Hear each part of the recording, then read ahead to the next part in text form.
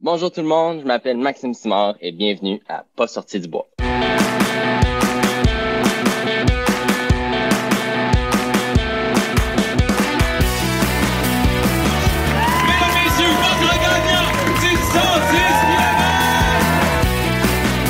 Si tu commences à te sentir bien en courant un ultramarathon, fais-toi-en pas, ça va passer.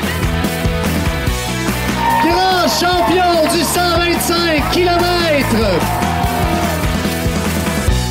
Encore une fois cette semaine, l'épisode est présenté par NAC. C'est plus un secret pour personne, NAC est en train de changer la game en fait de nutrition pour les athlètes d'endurance.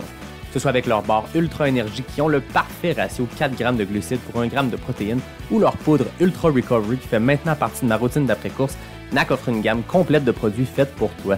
Si j'ai piqué ta curiosité et que tu veux essayer leurs produits, NAC offre 15% de rabais à mes auditeurs.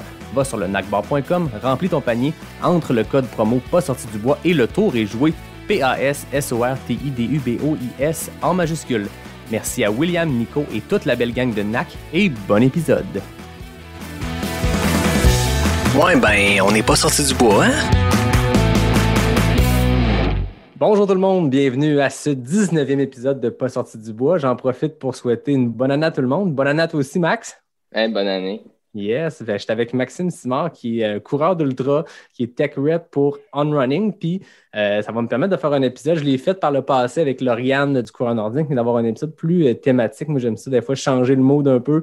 On parle avec des coureurs, on parle de course. On va le faire aussi parce qu'il y a un parcours de coureur que j'ai découvert en faisant quelques recherches sur toi. J'ai fait « Oh shit, OK, il s'est attaqué à des gros défis, Max. » Mais moi, dans la vie, je suis un curieux de nature, puis j'aime comprendre comment les choses sont. Fait que moi, quand je vois un mur rempli d'espadrilles dans une boutique de course, je me dis, c'est quoi le chemin que l'espadrille fait entre l'usine puis la boutique de course, puis comment ça marche une mise en marché, puis comment ça marche aussi de bâtir une équipe d'ambassadeurs comme ce que On a fait au Québec. Fait que je le dis à la blague parce qu'à un moment donné, avant les fêtes, il y avait quelques épisodes qui commençaient à franchir la barre des 1000 écoutes. Puis à un moment donné, je me suis rendu compte que les 3 premiers épisodes qui ont atteint 1000 écoutes, c'était 3 ambassadeurs On. Fait que là, c'est là que tu m'as poké, on s'est écrit, puis là, j'ai dit, ben regarde, viens au balado, on va jaser. À l'heure où on se parle, tous les épisodes ont atteint 1000 écoutes. Fait que ça a changé depuis.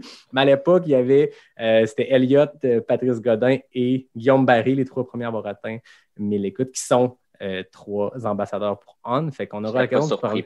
Ben non, c'est ça, exact. C'est des gars, des coureurs inspirants, des coureurs qui ont accompli des grandes choses, puis en plus, on est dans la même équipe, le On Run Crew. On aura l'occasion de parler de tout ça. Mais avant de commencer, la question que tout le monde se pose, c'est Max, qu'est-ce que tu bois? Qu'est-ce que je bois? Aujourd'hui, je bois l'Empêchement. OK. Une bière de la microbrasserie du Lièvre à Mont-Laurier. Vu que je suis de la Rive-Nord, je suis allé Concept. Crème, c'est très bon ça. Moi, de mon côté, je suis pas allé Concept, mais je suis allé avec une Duncan Care de la microbrasserie Saint-Pancras de Bécomo. Fait que je ne suis pas de Bécomo, mais je salue tout le monde de Bécomo. Puis j'en profite pour remercier la gang de la boutique Cheers qui, épisode après épisode, me fournit des bières, me permet de découvrir des bières. Des fois, elles sont moins mon style, mais là, une Scotch Ale fumée, c'est quand même solide. Celle-là est vraiment, elles sont toutes bonnes, mais celle-là, gang, pour vrai, la Duncan Care, hein, ceux qui regardent l'épisode plutôt que l'écouter, je vous montre la canette, c'est exceptionnel. Bon, fait que la plug est faite, la discussion alcoolisée est faite. Maintenant, Max, parle-moi un peu de toi, du coureur, de l'homme, du tech rep. Comment la course est arrivée dans ta vie? Puis parle-moi un peu de ton parcours qui te mène jusqu'à aujourd'hui. Ouais, en fait, la course à pied, c'est pas mal tout ce qui tourne autour de moi aujourd'hui. C'est assez incroyable. Moi, mes parents, depuis que je suis tout jeune, ils m'ont dit, ben, le but, c'est de faire n'importe quel sport, puis fais ce que t'aimes. Puis j'ai comme un petit peu suivi ça dans le chemin, puis j'ai pris chaque opportunité qui sont sorties à moi. J'ai joué au hockey.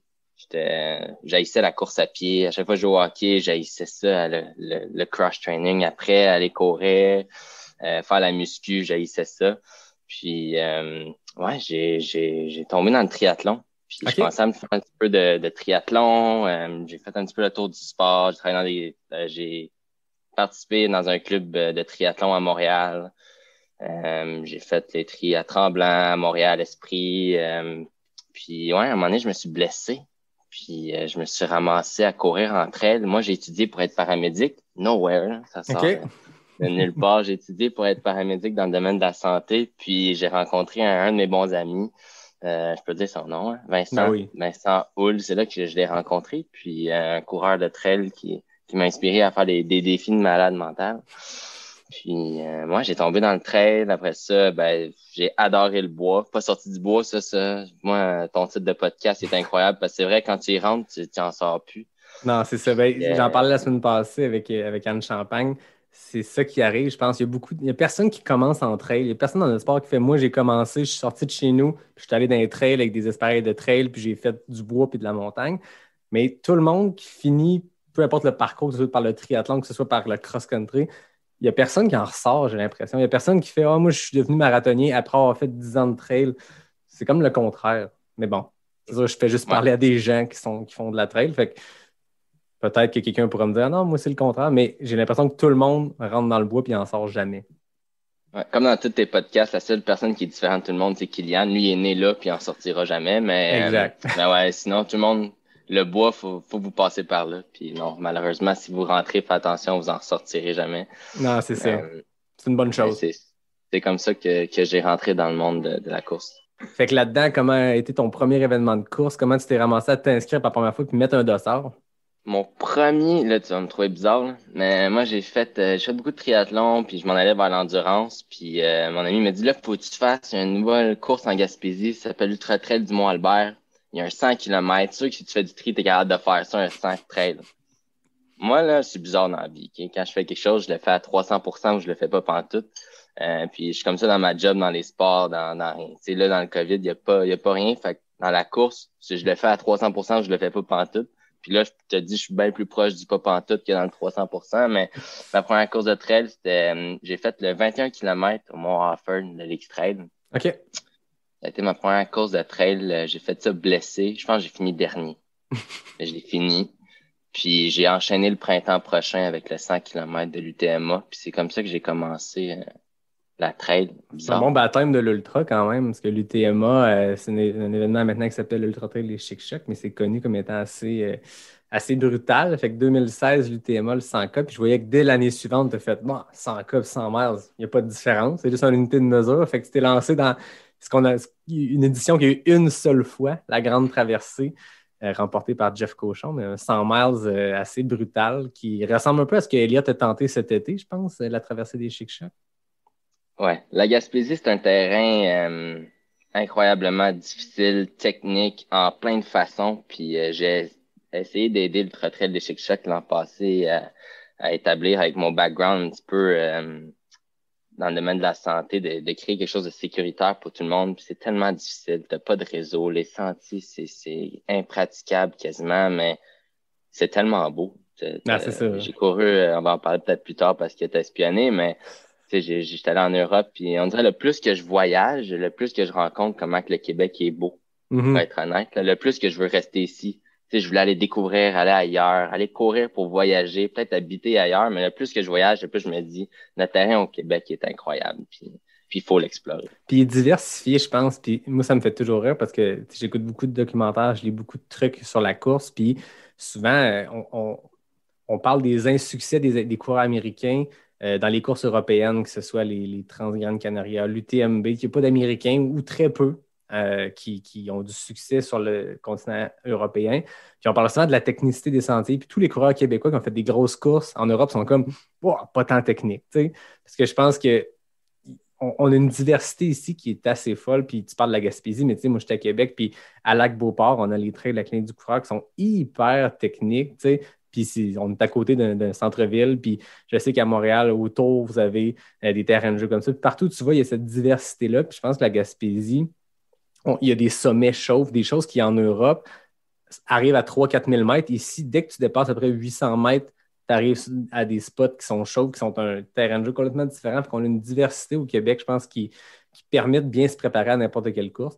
Il manque des pitchs de dénivelé puis des montées de 1500 mètres d'une traite, quelque chose qui ne peut pas vraiment se pratiquer. J'en parlais avec Martine Marois, que tu connais, je pense, Martine, parce que si on fait un saut dans le temps, tu t'es ramassé, quand on parlait tantôt de 300% dans tout ce que tu fais, tu as commencé avec un baptême de 100K, puis quelques années plus tard, tu t'es attaqué à une petite trotte qui s'appelle le Tour des Géants. Pour ceux qui ne connaissent pas, c'est quelques 300 km et 20 quelques mille mètres de D+. Ouais, Martine, je peux le dire, c'est ma troisième maman. Ah, c'est vrai. Parce que c'est ça, tu as fait l'UTMA, tu as fait plein de courses au Québec, mais tu en as fait un peu partout dans le monde aussi. Puis là, je fais un saut dans le temps, mais on aura l'occasion de parler un peu de tout ce que tu as fait comme course. Mais le Tour des Géants, ça devait être une expérience assez exceptionnelle. C'est incroyable. En fait, à ce 100 km-là, à l'UTMA, c'est là que j'ai rencontré Martine pour la première fois.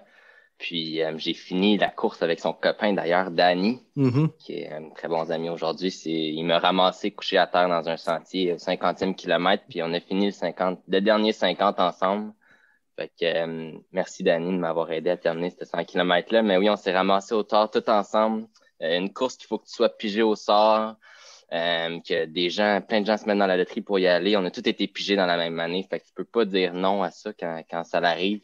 Même si t'es pas 100% prêt au top de ta forme, t'as plein d'amis qui y vont, tu y vas. Non, c'est ça. Pose pas de questions. Mais oui, le Tour des Géants, c'est incroyable. Tu vis, c'est pas un des sentiers les plus techniques au monde. Mais oui, il y a de la roche, il y a des gens qui marchent dans ces sentiers-là depuis des milliers d'années. L'Europe, c'est comme ça, les trails, hein. Puis de l'altitude, des sommets de 3300 mètres. T'as pas partout que tu peux vivre ça dans un cadre de course que t'es pas obligé de traîner 80 litres sur ton dos, puis t'es en mode course dans un environnement hyper sécuritaire. C'est incroyable, ça a été une expérience exceptionnelle d'arriver au bout de ta limite. Malheureusement, moi, je l'ai pas terminé. Martine a terminé cette course-là d'ailleurs. Danny, son copain, à 2 fois aussi. Mais moi, j'ai pas terminé, mais j'étais allé au bout du rouleau, au bout de moi-même. Puis de faire ça, d'aller au bout de toi-même, je pense que c'est ce que l'ultra donne à tout le monde. Puis c'est incroyable. Faut atteindre ça au moins une fois dans sa vie. Arriver au bout du rouleau. Je pense qu'on recherche un peu ça, puis la limite, on se rend compte que c'est un élastique qui s'étire beaucoup. Toi, tu as commencé dans la cour d'écran avec un 100K direct, mais quand tu parles des coureurs moi, j'ai fait une progression, disons, du marathon jusqu'au 50, au 65, Très 80, bien. 125. Mais on dirait qu'à chaque fois, tu finis ton premier 50K, puis tu es comme là, je suis allé au bout des choses, puis comment je vais faire pour faire 30 km de plus? Puis tu fais un 50 miles, puis ça se passe bien, mais je pense que c'est quelque chose qui est extensible, nos limites, mais toi, tu sens qu'avec le Tour des Géants, tu t'es rendu jusqu'où dans la course? J'ai arrêté à Niel. Dans le fond, Niel, c'est la ville que tout le monde qui a fait le Tour n'arrive jamais parce qu'il y a des pancartes de Niel, mais t'arrives jamais à cette ville-là. C'est 196 kilos. OK. Pas loin de 16 000 mètres de D+. Ouais. C'est un bon profil de course pour un DNF, c'est quand même. Ouais, moi, je sais pas ça comme un DNF, mais ouais. Pour un DNF, c'est bon. Mais c'est ça que j'allais dire, des fois, on parle des gens qui ont un premier DNF, que ça leur fait juste mettre le feu aux poudres puis vouloir aller encore plus loin. Toi, ce DNF-là, tu le vis comment? Parce qu'on s'entend, tu as fait 200 km puis 16-17 000 mètres de D+, c'est plus que la plupart des 100 miles au monde. Comment tu l'as vécu, cet abandon-là? Puis est-ce que tu as l'ambition d'y retourner, de le réessayer? Je dois le finir. J'ai pas le choix. Faut que je finisse cette course-là une fois dans ma vie. J'ai pas le choix. C'était tellement beau, ça m'a tellement marqué que je dois aller le finir. Je me suis inscrit à la loterie l'année passée, même si personne ne le sait, puis j'ai pas été piché, mais on va le laisser l'année prochaine. Est-ce qu'il faut des points, est-ce que je te coupe, puis on reviendra à ma question que je coupe moi-même, mais le Tour des Géants, est-ce que ça prend des pré-qualifications, des courses qualificatives pour l'atteindre? Tout à fait. Tu dois avoir fait une quantité de courses avant. Okay. Pour pouvoir participer à la loterie du Tour complet, là, du Tour des Géants. Ouais. Sinon, tu as le Tour DRET qui appelle, DRAT, que là, ça, c'est un petit peu moins, 170 kilos. Un petit peu moins, hein? Juste un petit peu.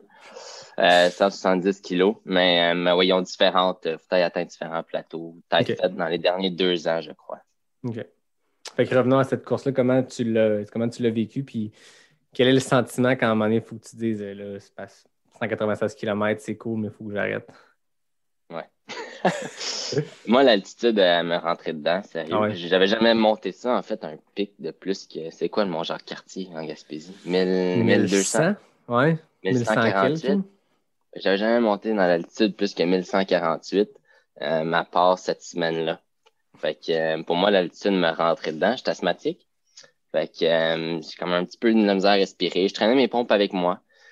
Quand même au cas où. J'essaie de pas les prendre du tout. Mais à un moment donné, ça a été insupportable. Mon genou a complètement triplé en grosseur. J'ai une photo que je pense à 110 kilos à un moment donné. Mon genou gauche, je ne m'en ai jamais rendu compte jusqu'à temps que je vois la photo, mais le corps a pas bien résisté. Je m'attendais pas à ça pour vrai. Là.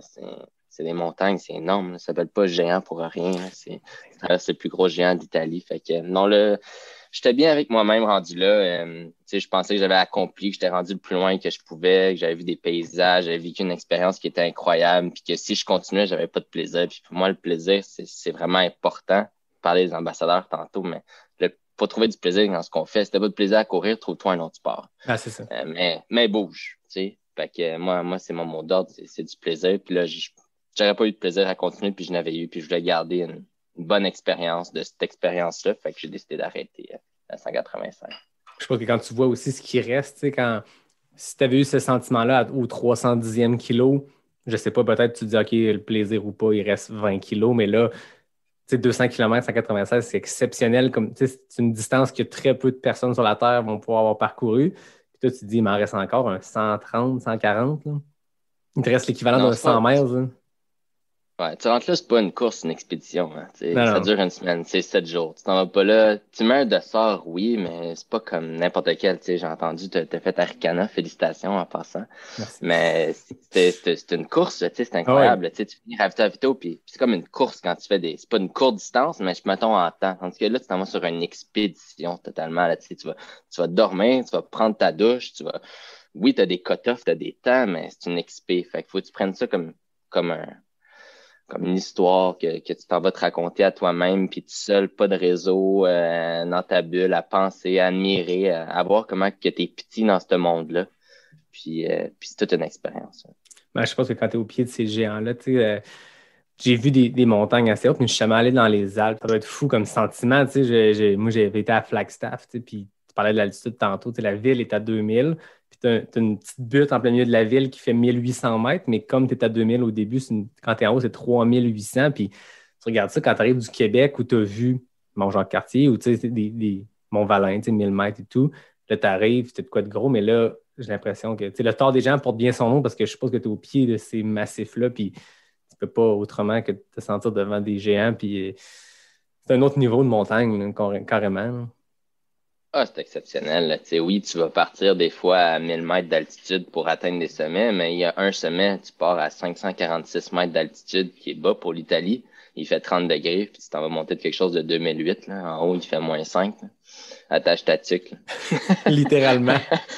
Ah ouais, c'est pas sorti du bois, là. Alors, c'est clair. Comment tu t'étais préparé pour le Tour? J'en parlais avec Martine, ceux qui veulent entendre parler de la préparation de Martine, qui a vraiment une passion pour le Tour des Géants. Il est allé 2 fois, puis je pense que son aventure dans les Alpes italiennes n'est pas terminée, Martine. Mais toi, comment tu l'as vécu? Puis comment tu l'as préparé, cette course-là, sachant ce qui t'attendait, sachant qu'on ne peut pas se préparer au Québec pour une montée tu viens d'en parler, de 2300 mètres de pitch direct. Là. C'est monté pendant combien d'heures? C'est complètement fou. Là. Ouais, je suis parti, il faisait soleil. Je suis arrivé en haut, il faisait soleil, mais il avait fait noir entre les deux. Tu sais. Mais aïe, aïe. C'est long. Ouais, ça met en perspective. Je vais donner une idée. Mais me préparer, je me suis pas préparé de la meilleure façon. Puis, tu sais, tout le monde se prépare de leur façon pour ça. Puis, il n'y a pas de la meilleure façon pour se préparer. Mais, tu sais, il faut avoir un mental fort pour passer à travers ça. Puis, moi, personnellement, faut avoir eu mal avant. Fait que je me suis dit, je vais essayer de faire les plus gros défis que je peux pour me préparer à ça dans un terrain le plus similaire, puis d'avoir le plus mal que je peux. Fait que dans l'année précédente, le Tour, puis c'était pas une meilleure formule, mais j'ai commencé l'année en faisant Madère. Fait que je allé faire le Mute, Ultra Trail de Madère, 117 kilos, 7000 mètres de D+. Je me suis dit, il y a des pitchs de 40%, je vais voir à quoi ça ressemble, monter une montagne, puis quand ça finit jamais. Fait que j'allais faire ça, j'ai réussi. Honnêtement, la plus belle course que j'ai faite à date dans ma vie, c'est celle-là. Si tu ne connais pas, c'est le Madère Island Ultra Trail. Jeff Cochon en parlait à l'épisode 4. C'est un de ses gros objectifs à venir, mais c'est une course de l'Ultra Trail World Tour qui a l'air exceptionnelle sur l'île de Madère au Portugal. Puis je veux dire, c'est 7000 mètres pour 115 kilos, c'est complètement fou. Là. Le dernier 80 km, il descend. Ça donne une idée sur le premier 20 kilos. Ouais.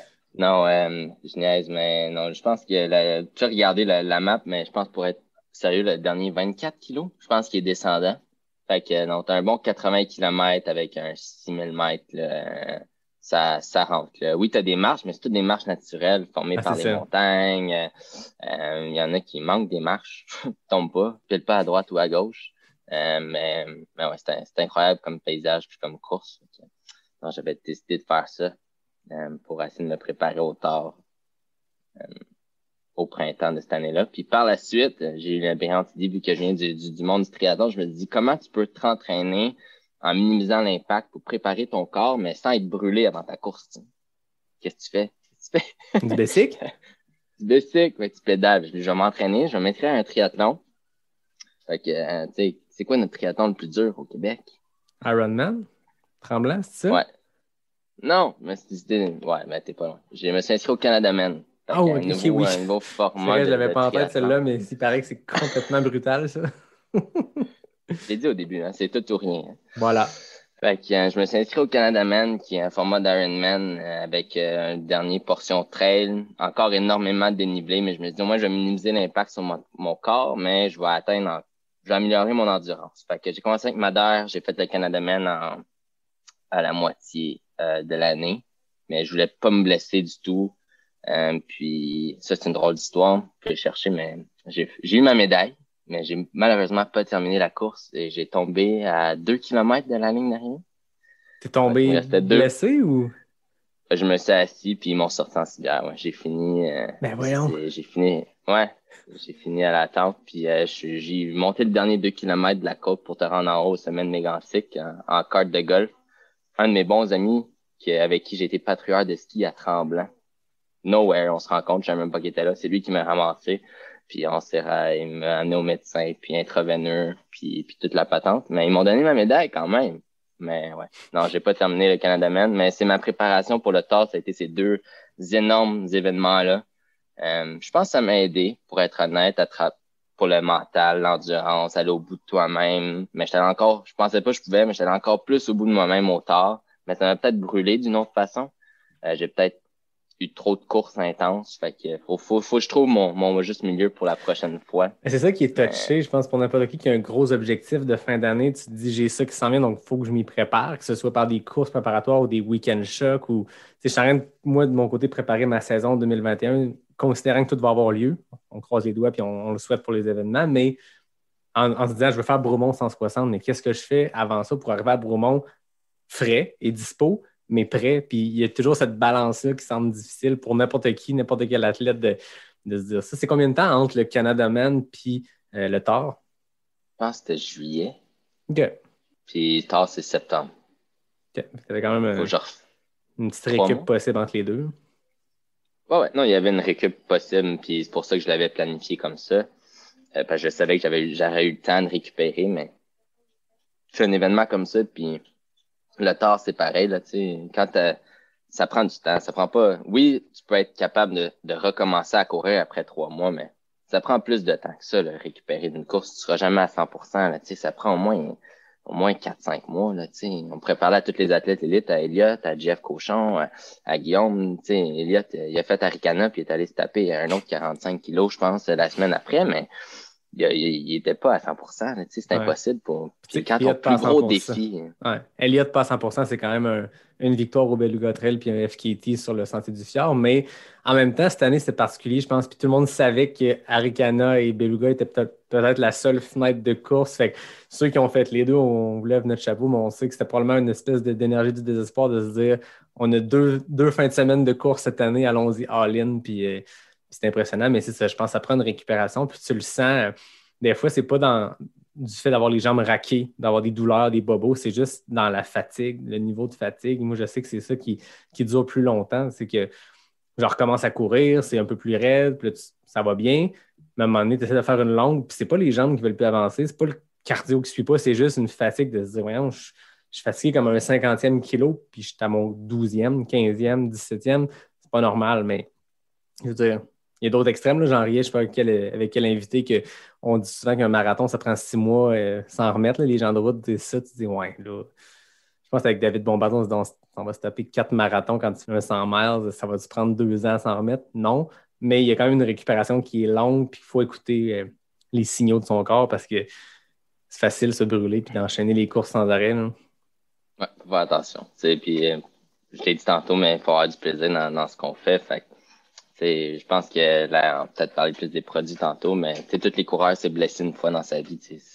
C'est certain. On fait du vélo, on peut quasiment pas se blesser en vélo, mais on va s'atteindre à un épuisement. On va être complètement épuisé à un moment donné, mais on n'aura pas mal. Tandis que la course à pied, c'est rare qu'on va être complètement épuisé. On va avoir bien plus mal partout avant d'arriver à cet épuisement-là. Mais si on a une bonne technique de course, puis on a une bonne entraînement, on peut arriver à cet épuisement-là. Puis je pense qu'il faut essayer de s'écouter, puis tout le monde est différent. Fait que c'est hyper difficile. Là. Surtout la course en sentier. Tous les terrains sont différents. T'sais. Ah, moi, j'ai fait 3 heures sur marathon. Ben, quasiment tous les marathons que tu vas faire pas loin de 3 heures, à part là, si. Mais en montagne, tu fais un 42 km. Wow, attends, là. Ça dépend où tu le fais tout, là, Il y a tellement d'autres facteurs. C'est le dénivelé, mais la technicité des sentiers change aussi. Tu as des courses qui ont exactement le même profil qui, quand tu checkes le temps moyen puis le temps de victoire, c'est des heures de différence entre 2 gagnants à 2 courses qui ont le même profil parce que tu as le niveau de technicité des sentiers. L'UTMB et l'île de la Réunion, c'est le meilleur exemple. Ils sont exactement le même profil. Puis Hard Rock au Colorado, pareil, c'est 3 courses avec le même profil. Puis les résultats sont complètement différents parce qu'il y a d'autres facteurs qui entrent en jeu. Là. Tout à fait. Puis ton après-tard des gens, comment ça s'est passé depuis 2018? Qu'est-ce que tu as fait comme course? Qu'est-ce que j'ai fait comme course? Je suis revenu, puis j'ai fait la course Mec à Tremblant. OK. 2 mois après. Tu sais, quand tu reviens d'une course, là, t'es sur un high, hein. Tu reviens sur une course, là, puis tu dis, quand t'es dans la course, tu t'appelles des gens, puis tu fais, genre, fais plus jamais de ma vie. Puis là, tu reviens, puis là, tu t'inscris à genre 8 courses. Là. Voilà. Vous n'êtes pas les seuls, tout le monde fait ça en passant. Ouais. Mais, fait que je suis revenu, j'ai essayé de récupérer, j'ai fait 2 mois, j'ai fait une course à Tremblant que j'ai super bien fait parce que je venais juste de revenir de 3000 mètres d'altitude. Fait que je pense que c'était encore un petit peu dans mon sang. Mais ça a super bien été, mais je sentais que c'était pas à 100%. Fait que j'ai décidé vraiment de faire off. Moi, je fais beaucoup de ski. Fait que je me suis concentré sur le ski de rando tout l'hiver. J'ai complètement arrêté la course pour minimiser l'impact et essayer de récupérer à 100%. Ça m'a pris, je pense, une bonne année avant de plus sentir rien. Tu sais, de pas aller sur une course de, mettons, 20 kilos puis dire comme genre j'ai aucune douleur ou quelque chose qui me fatigue. Ça m'a pris une bonne année. C'est tough, là. Tu sais, des fois, les gens, ils font des études. C'est vraiment bon pour la santé faire ça? Je ne sais pas, jusqu'à un certain point. Ça l'est plus que de fumer 2 baguettes par jour, mais est-ce que ça l'est plus que de courir 5 kilos 2 fois par semaine, 3 fois par semaine? T'sais, pas sûr.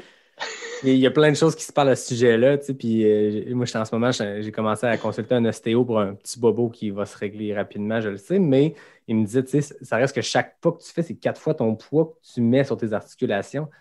Fait que, tu sais, quand on parle de cross-training, moi, j'étais plus du genre à faire que de la course 100%, puis du volume. Puis, à un moment donné, tu te dis, ben, ça vaudrait peut-être la peine de switcher avec autre chose, puis j'y réfléchis parce que j'ai jamais eu de grosses blessures, mais j'ai tout le temps des petits bobos, puis à un moment donné, ça devient... C'est plate d'arrêter de courir, mais ça reste que c'est 4 fois ton poids chaque impact. Imagine le nombre de pas sur une course, imagine le nombre de pas par semaine. T'sais. Prends ton poids, fais x4. Faut être un génie en mathématiques pour se rendre compte que ça peut être challengeant. Fait que, c'est normal, c'est un sport intense, c'est un sport extrême. C'est un sport extrême. Puis, tu sais, pour continuer à avoir du plaisir puis continuer à le faire, parce que moi, je veux continuer à courir toute ma vie. Courir, pour moi, c'est voyager, c'est apprendre, c'est découvrir. Puis, j'ai dit tantôt, mais on est tellement petit dans ce monde-là qu'il faut aller à la recherche puis voir que fallait que je prenne du temps pour revenir puis avoir du fun à le faire. Fait que ça m'a pris une bonne année, mais là, je pense que je suis revenu au départ de dire que je peux repartir la machine tranquillement, progressivement, parce qu'on peut pas retourner où ce qu'on était. Malheureusement, ça a l'air qu'on en perd quand on arrête. Mais de repartir ça. Faut pas que j'utilise le mot machine, on est des êtres humains, mais voilà. De partir le corps tranquillement. Oui. Puis, pour les muscles ont une mémoire. On entend ça souvent que il y a des athlètes d'endurance, peu importe le niveau, qui arrêtent pendant un bout pour des blessures, pour des raisons. Puis ils disent que le temps, quand tu reviens, tu recommences quasiment à zéro en termes de cardio. Tu sais, mettons, depuis moi, on arrête de courir aujourd'hui, puis on commence dans 5 ans, on va se développer plus vite que quelqu'un qui commence en même temps que nous dans 5 ans, mais qui n'a jamais couru de sa vie. Le corps a une mémoire, mais il faut lui donner le temps de se rappeler, je pense. N'importe quel arrêt doit nécessiter un retour progressif, mais je pense que c'est quand même encourageant quand tu vois que tu reviens rapidement. Mais il y a ça qui se passe quand même. Je suis confiant. J'ai fait le tort. Je pense que quand j'ai fait le tort des géants, j'étais le plus jeune participant des 680. T'as quel âge en ce moment, Max?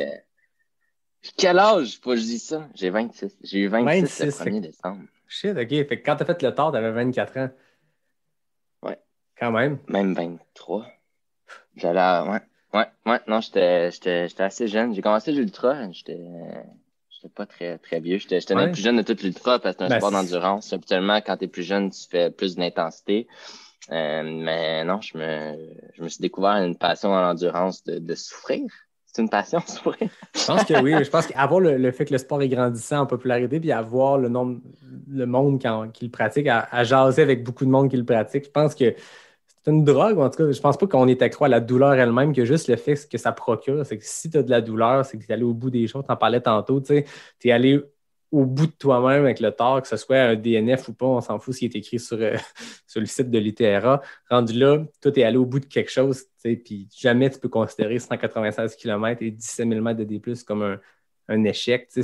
On apprend là-dedans. Puis je le répète, on dirait à chaque épisode, vous me le direz, vous m'écrivez sur Facebook cette année, je le dis à chaque épisode, mais je pense qu'on apprend plus dans les échecs ou dans les moments durs. T'sais. Une course qui se passe parfait de A à Z, c'est trippant pour le feeling. De finir une course et de te dire ça a été parfait de A à Z, mais ça arrive quasiment jamais. Puis c'est trippant comme feeling, mais tu n'apprends rien là-dedans. C'est quand tu es dans le dur, c'est quand mettre un pied devant l'autre, c'est tough que tu apprends, puis tu conditionnes ta tête à dire non, je vais mettre un autre pas, puis je vais en faire un autre, puis je vais repartir, puis à un moment donné, la machine repart. Puis c'est de souffrir, mais je pense qu'on n'est pas accro nécessairement à la souffrance elle-même, que plus au dépassement. Tu sais, quand tu fais une course, quand tu traverses une ligne d'arrivée en ultra, tu sais que tu viens de vivre quelque chose de complètement fou, puis que tu as eu des montagnes russes émotionnelles et physiques, puis je pense qu'on est accro plus à ça. Ouais, 100%. Puis, tu sais, on est accro de notre façon, puis on est tous différents. Fait que si vous êtes quelqu'un que vous adorez faire un 5 ou un 10 km entre elles, puis c'est ça qui vous amène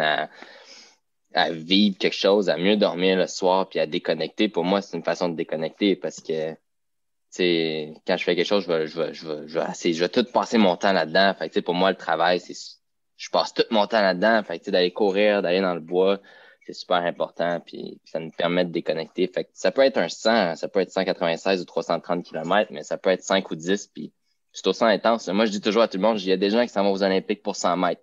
Ouais, c'est ça. Fait que si tu cours 5, tu cours plus que le gars qui a fait 100 mètres aux Olympiques. Ah, c'est ça. Chacun son ultra, puis chacun trouve c'est quoi sa motivation. Puis si tu as besoin d'être inscrit à une course, puis de faire 300 km pour te sentir complètement au bout du rouleau, ben tant mieux. Puis si quelqu'un s'accomplit dans 5 kilos, ben tant mieux, en fait. C'est peut-être mieux pour vous que pour nous. Tout à fait. Continuez. Vous allez vivre plus longtemps que moi.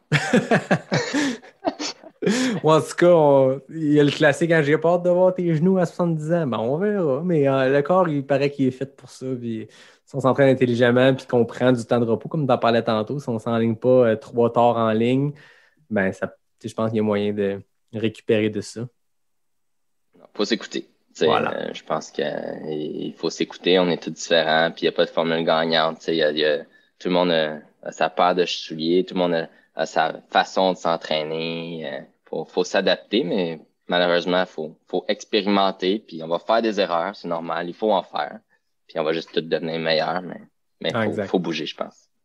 Parlant de paire de souliers, ça me permet de faire un petit lien. Tu m'as fait une passe à la POC, là. Mais parlons de On Running, comment On est rentré dans ta vie à travers tout ça, à travers ton parcours de coureur? Ouais, moi j'ai pris chaque opportunité qui sont apparues. Puis quand j'étais dans la course à pied, j'étudiais pour être paramédic, puis je travaillais dans une boutique de course à pied spécialisée sur la rive nord de Montréal. Puis on avait une paire de chaussures qui s'appelait On, qui était bizarre, qui était différent, qui ressortait sur le mur, qui était suisse. Je pensais qu'ils faisaient juste des Rolex, eux autres, qui jouaient au tennis. Puis ça ramène ta curiosité. C'est quoi cette compagnie-là, de où ça vient? Puis j'ai fait mes recherches, j'ai regardé, puis il y a un poste qui est ouvert à Montréal, puis j'ai posé des questions, puis j'ai regardé voir de où ça venait, qu'est-ce que c'était. Puis j'ai sauté sur l'opportunité qui fait en sorte que moi, aujourd'hui, je suis représentant technique pour cette compagnie suisse-là de On et qu'un de mes patrons est un des meilleurs joueurs de tennis au monde. C'est ça que j'allais dire. Hein. Tantôt, on va peut-être parler de l'équipe d'ambassadeurs au Québec où vous avez des super coureurs à l'international, mais ça reste que parmi tous les athlètes qui représentent On Running, il y en a un qui est aussi un des entrepreneurs, ou en tout cas un des propriétaires maintenant, qui est M. Roger Federer. Ceux qui connaissent un peu le tennis, vous savez que c'est probablement c'est le Michael Jordan, le Kylian Jornet, le Wayne Gretzky du tennis. Ouais, c'est impressionnant, puis c'est dans l'ADN de On. C'est une innovation, c'est l'adaptation, c'est le professionnalisme, c'est la performance. Puis je pense que cet athlète-là représente tout ça. Il a dû s'adapter à travers les années pour être performant dans sa discipline. Comme les gardiens de but ont fait au hockey, ils ont dû s'adapter. Martin Brodeur l'a fait d'une façon excellente, mais Roger Federer l'a fait au tennis. Puis je pense que On, c'est la philosophie. C'est ça qu'on donne dans nos chaussures. C'est de l'innovation, c'est de s'adapter. Puis c'est aller de l'avant. On veut pas aller dans le passé, on veut regarder c'est quoi les problèmes à la course à pied, innover, puis trouver une solution à ces problèmes-là. Non, il n'y aura pas de chaussure parfaite. Là. On va s'entendre. Tout le monde a besoin de sa chaussure, puis ça va pas faire à tout le monde. C'est pour ça que toutes les marques existent. C'est pour que tout le monde trouve une chaussure à leur pied. Mais il y a des problèmes dans la course à pied. On se l'a dit tantôt, tout le monde se blesse. On a trouvé des chaussures avec des supports, des plus minimalistes, des plus maximalistes, mais le taux de blessure à la course à pied n'a jamais changé. Fait que c'est quoi le vrai problème? Fait qu'on essaie de se penser sur ce problème-là, trouver une solution puis innover dans ce sens-là. Puis c'est ce qui m'a fait pencher pour cette compagnie-là plus que n'importe quelle autre. C'est d'être différent puis d'avoir du plaisir à courir. Non, puis c'est ça. Puis, tu sais, je pense pas qu'il y a un débat, mais je pense qu'il y a beaucoup de discussions. Puis les coureurs aiment parler de chaussures parce que c'est notre outil de travail, on s'entend. Là, j'ai pas fait un épisode sur les chaussures, puis là, je te reçois. Puis, c'est de quoi qui est commun. J'allais dire tous les coureurs en parlent. Bon, j'ai reçu Karim El Ayani qui court nu-pied, mais ça demeure que c'est notre outil de travail. Comme tu dis, s'il y avait une bonne réponse, je pense qu'il y aurait une seule sorte d'espadrille ou un seul modèle. Puis moi, je dis souvent ça, je m'intéresse beaucoup à la politique, tu en parles avec les gens, puis à un moment donné, tu te dis, s'il y avait une bonne réponse en politique, s'il y avait un modèle qui était parfait, il n'y aurait pas de débat, mais c'est pareil que la chaussure. Je pense qu'il y a du maximaliste, il y a du minimaliste, il y a du racer, il y a du trainer, il y a de tout parce qu'il y a différents types de coureurs, mais ce qui demeure et ce qui reste, c'est que les gens se blessent, puis c'est partout que ça se blesse. Autant ceux qui courent pieds nus ou avec du super maximaliste, de Jim Wamsley jusqu'à Karim qui court nu pied. Il n'y a pas un modèle parfait. Je pense que chacun trouve, comme tu dis, chaussures à son pied, mais c'est intéressant de voir que justement, c'est une compagnie qui est jeune. Quand on compare avec les grands équipementiers puis les grandes marques de chaussures en ce moment, que ce soit un Salomon, New Balance, Brooks, c'est les plus gros vendeurs, c'est des compagnies qui sont super âgées, qui sont là depuis longtemps, qui ont évolué avec le temps, mais c'est des entreprises qui ont 50, 60, 70 ans. Puis là, dans la course à pied, il y a des nouveaux joueurs qui arrivent, qui changent un peu la façon de faire. Puis je te l'ai dit quand on s'est écrit pour l'épisode, j'ai pas envie de faire un épisode de infopub. Je le dis à tout le monde, On n'est pas commentaire de cet épisode. Je trouve juste que c'est intéressant parce que je trouve que vous bâtissez de quoi de le fun avec On, puis j'ai envie de parler de justement cette mise en marché-là, ou comment on perce un marché quand c'est Salomon qui existe depuis 1950, quand c'est Brooks, puis New Balance, puis des compagnies qui sont là depuis super longtemps, comment on se démarque. Puis tu parlais tantôt que tu as postulé sur le poste de Tech Rep. Qu'est-ce que ça fait concrètement, le Tech Rep? Moi, je m'assure que tous les employés, toutes les boutiques qui tiennent notre produit, ils vous racontent pas n'importe quoi. Fait que je m'en vais former les employés. On sait que des fois, c'est des étudiants qui travaillent dans certains magasins. Fait qu'on s'assure qu'il y a toujours la bonne formation pour vous donner les bons outils puis les bonnes réponses à travers vos questions sur nos produits à nous. Et malheureusement, il n'y a pas toutes les compagnies qui ont cet avantage-là d'avoir un tech rep. Fait qu'on tire ça de notre côté. On a des chaussures qui sont super techniques, énormément de technologie puis différents de toutes les autres. Fait que c'est important d'être sur le terrain, d'être là, d'être présent, puis de s'assurer que tout le monde ait les bonnes informations à partir de nos chaussures. On travaille super fort avec notre équipe d'ambassadeurs, que quelques-uns sont très rapides. Non, mais qui ont passé à l'émission ici sur les épisodes. Mais on travaille avec l'équipe d'ambassadeurs, les événements, le terrain, en fait, c'est de servir notre communauté. Hein, je pense que les compagnies sont rendues tellement grosses qu'ils oublient de où ils sont nés. Puis ça, c'est ce qu'on veut faire ici au Québec. On est né au Québec, quasiment au Canada. On est une des provinces où que la compagnie excelle le plus. Je sais pas si c'est à cause de notre background européen un petit peu stylé du Canada, mais mais on a vraiment un succès ici qu'il n'y a pas ailleurs, puis on n'oubliera pas ça, puis on veut investir dans notre communauté, ben malheureusement, tu peux pas investir dans une communauté si t'es pas là. Fait que faut mettre quelqu'un sur le terrain, puis ça, ben, c'est moi.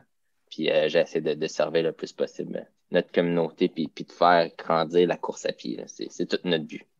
Exact. Puis, est-ce que tu es seul au Québec à faire ça? En fait, moi, je suis représentant technique. Fait que oui, je suis seul. Je couvre jusqu'à Halifax quand on va avoir le droit d'y aller. Mais on a un représentant des ventes, Patrick Beauchemin, qui est au Québec. Lui, c'est quasiment lui qui a parti la marque ici au Canada avec notre directeur des ventes depuis 5 ans, qui est très bien connu, mais Pat aussi un gros impact sur le territoire. On travaille super bien ensemble à faire passer le message puis inviter les gens à avoir du plaisir, à découvrir la course à pied.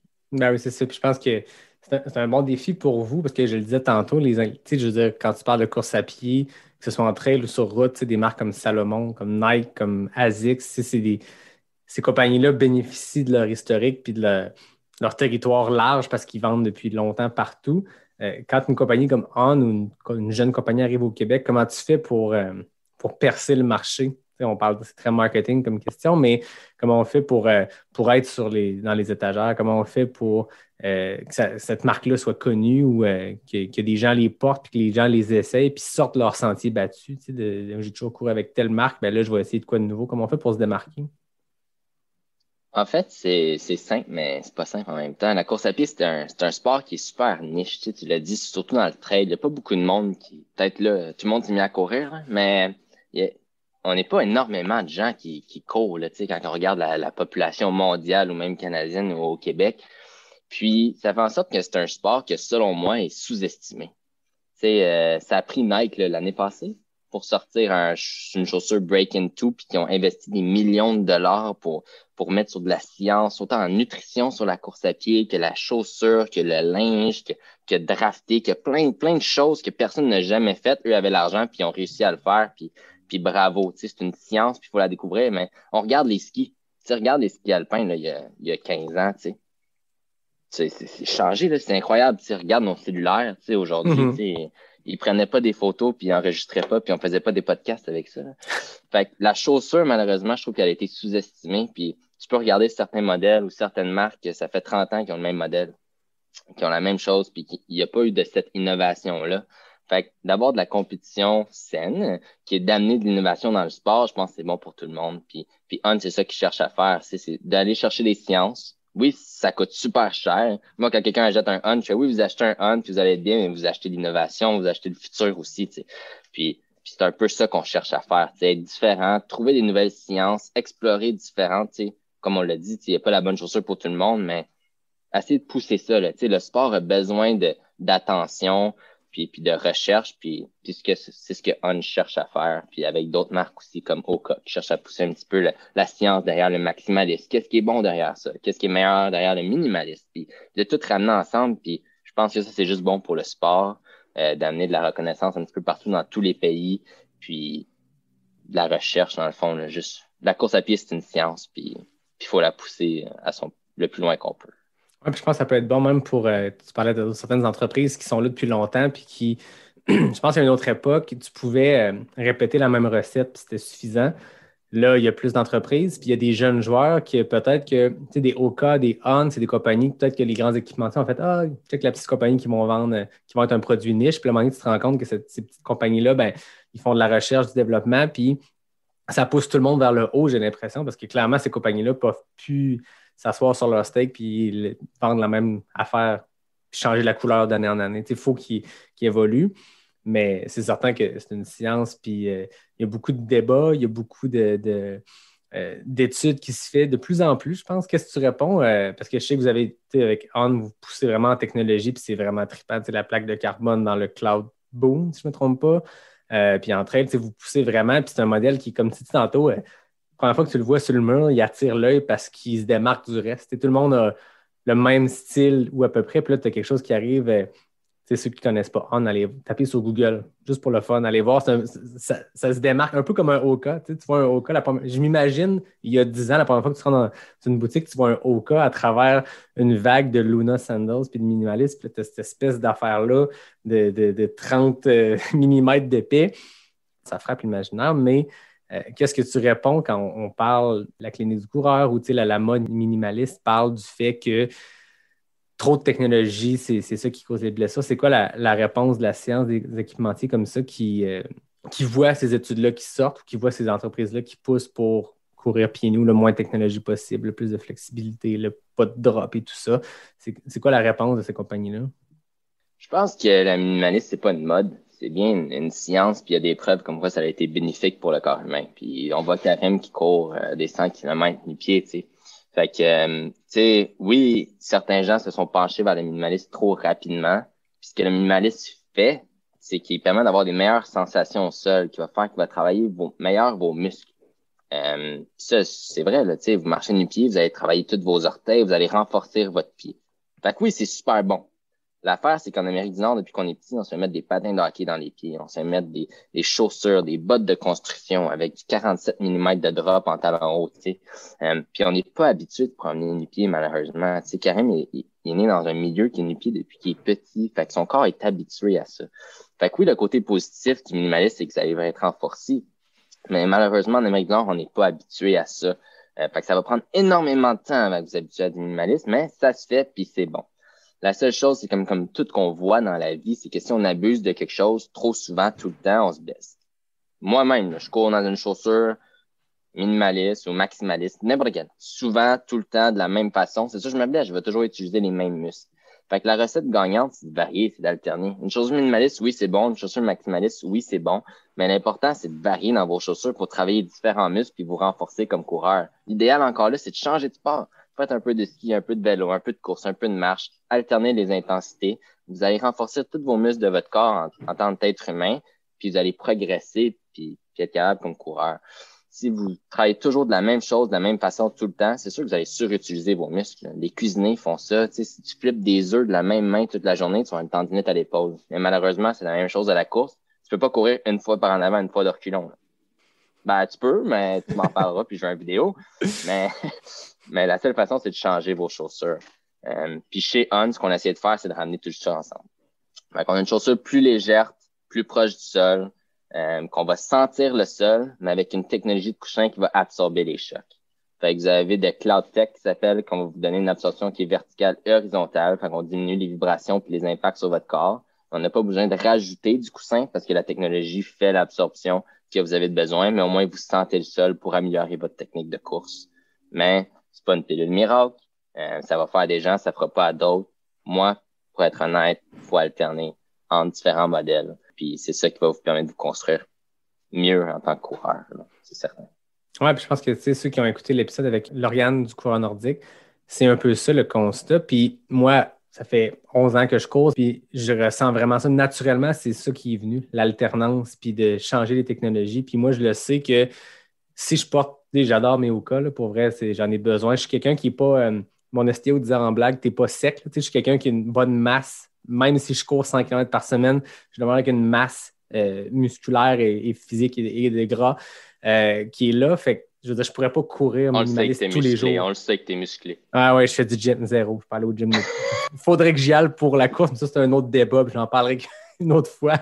Mais c'est ça, la physionomie fait que j'ai besoin d'un coussin, mais je sais que je peux pas courir tous les jours avec mes Hoka parce que après quelques jours, après quelques semaines, je vais attaquer du talon comme Jim Wamsley sans bon sens, puis je vais être content de mes performances, mais je sais que j'ai besoin des fois de ressortir mes Innovate, puis même mes petits New Balance, c'est Super Racer pour sortir courir, puis pendant 1 kilomètre, faire « Aïe, j'ai mal au talon, il va falloir que je replace ma technique. » Puis tu sais, ça c'est personnel, je parle de mon exemple, c'est celui que je connais, mais c'était ça le concept que j'avais aussi en discussion avec Lauriane, c'est d'alterner. Des fois, on a de quoi de plus coussiné. Quand tu fais de la longue distance, pour la plupart des gens qui l'ont essayé dans du très longue distance, dans de l'ultra, avoir un petit coussin, ça donne un petit jeu. Par contre, si c'est une traite hyper technique, ben, tu sais, des Hoka dans du technique, là, c'est rough parce qu'à un moment donné, la cheville vire de tout bord, de tout côté parce que tu as moins de sensations au sol. Fait que ça peut être le fun dans une course plus courte ou juste en entraînement d'avoir quelque chose qui est plus près du sol parce que, tu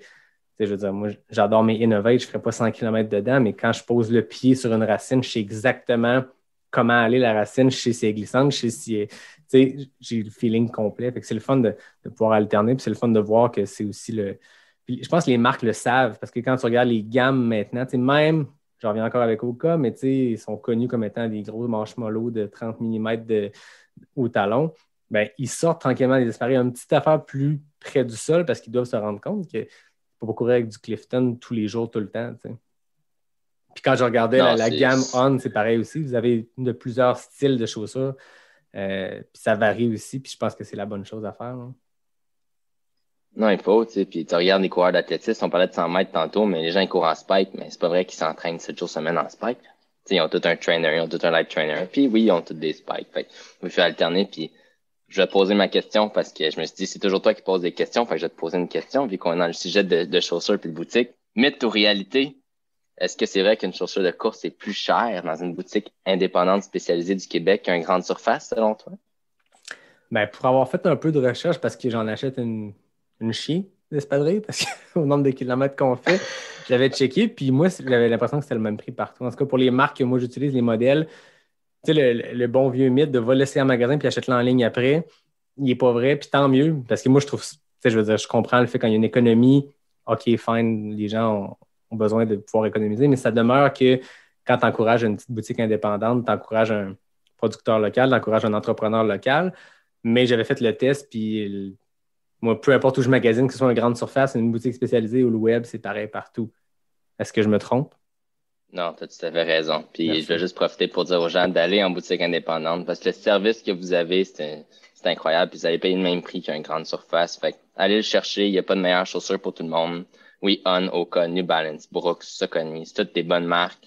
Mais allez en boutique spécialisée. Ils vont pouvoir regarder votre pied, votre foulée, puis vraiment vous conseiller votre meilleure chaussure pour ce que vous voulez faire. Si on veut pas tout faire un 330 km, puis on veut peut-être pas tout faire un 200 mètres. Fait que allez voir, puis on va vous conseiller la meilleure chaussure pour vous. Je vous encourage fortement d'encourager local.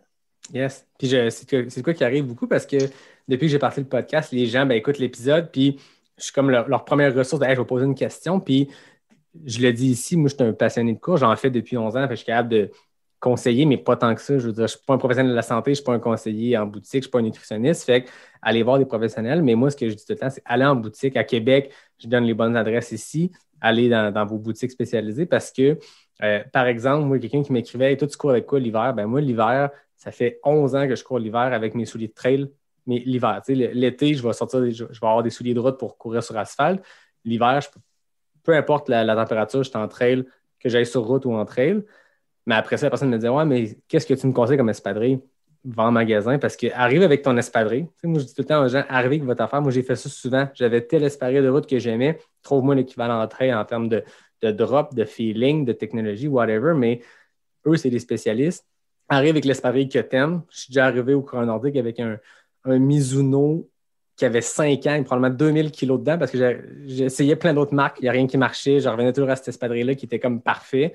Puis à un moment donné, Lauriane m'avait dit prends un Brooks Ghost. C'est l'affaire la plus basique possible, mais c'était ça que j'avais. C'est ça que j'essayais. Puis j'avais essayé plein d'autres patentes. Fait que c'est eux les experts, allez les voir. Puis peu importe vous êtes où au Québec, il y a des boutiques spécialisées, puis c'est eux qui connaissent ça. Fait que.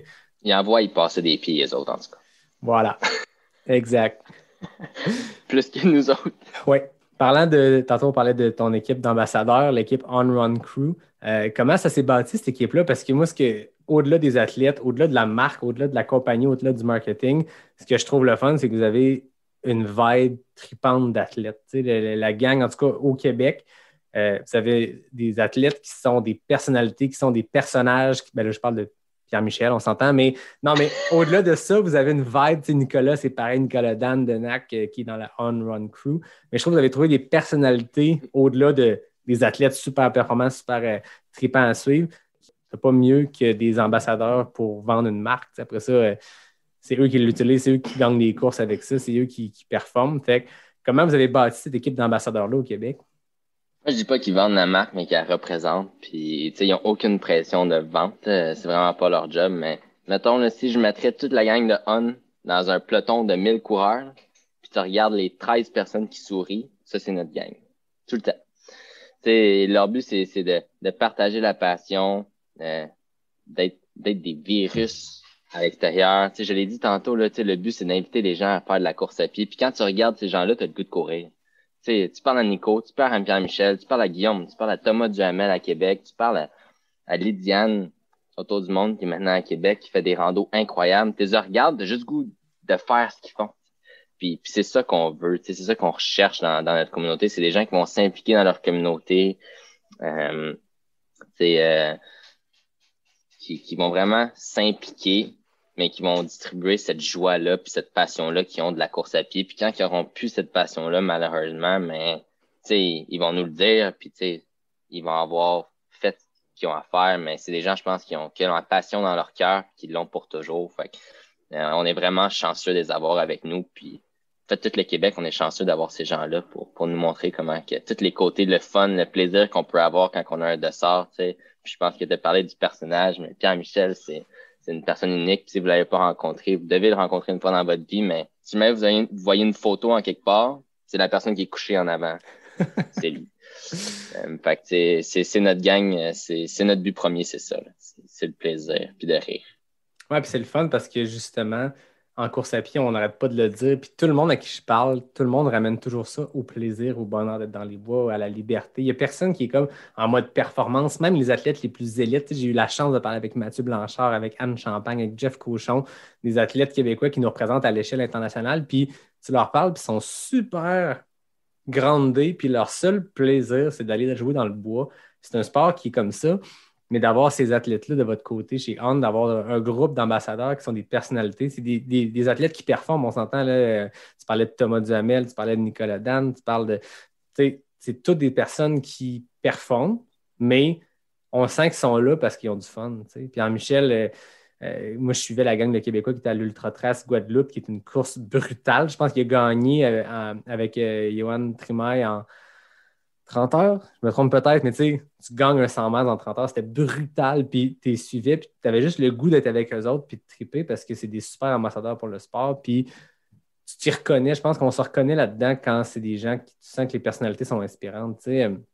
Tu peux pas te comparer. Le commun des mortels qui achète des espadrilles On ou le commun des mortels qui court ne peut pas se comparer à Kylian Jornet. Par contre, si tu suis Kylian puis tu aimes sa philosophie du sport puis tu aimes sa façon de voir les choses, ben c'est ça qui inspire pour vrai. C'est pas la performance plus que la personnalité puis la philosophie. Puis à chaque fois que je parle avec des gens élites, j'ai toujours le désir d'essayer le what's in it for me. Pour le commun des mortels qui écoutent le podcast, c'est pas des gens qui gagnent des courses, c'est des gens qui font des courses. Point.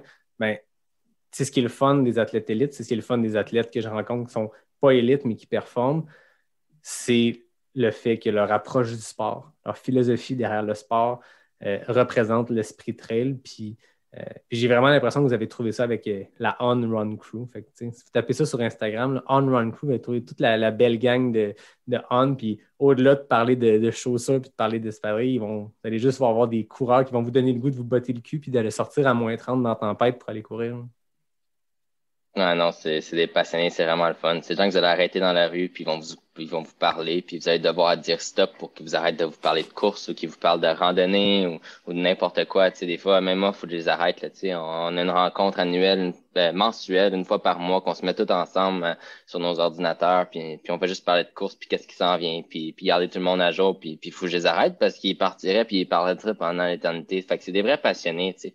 Puis c'est vraiment le fun d'avoir ça ici au Québec pour toutes nous. Là. Même moi, il m'inspire. Là, je les regarde. Nico a fait un 160 km d'asphalte dans Villeray pour ramasser des fonds pour les professionnels de la santé. Qui fait ça? Même moi, je le ferais pas, même si j'ai dit je vais te supporter pour le faire.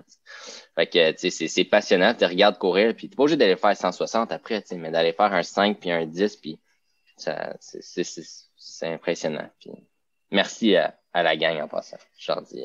On leur envoie un petit shout-out. Puis moi, j'ai le feeling que si tu enregistrais ce meeting-là mensuel puis tu publiais ça, il y aurait du monde qui l'écouterait. Ça doit être assez divertissant, sachant c'est qui ta gang d'ambassadeurs. Il y a de quoi à faire avec ça. Je te lance ça. C'est mon idée. Puis je te donne le copyright s'il faut. Mais j'ai le feeling qu'il n'y a pas de bon qui ressortirait de ça. Tu viendras au prochain meeting. On va t'inviter. C'est quand tu veux. C'est quoi le futur pour toi, Max, comme coureur ou pour On comme entreprise? On voit des gros équipementiers qui s'impliquent auprès de la communauté, qui s'impliquent dans des courses. North Face présente Arikana, Salomon présente le QMT. On, c'est quoi les plans de ce que tu peux me révéler? On s'entend? Je suis sûr qu'il y a plein de belles choses dans les cartons.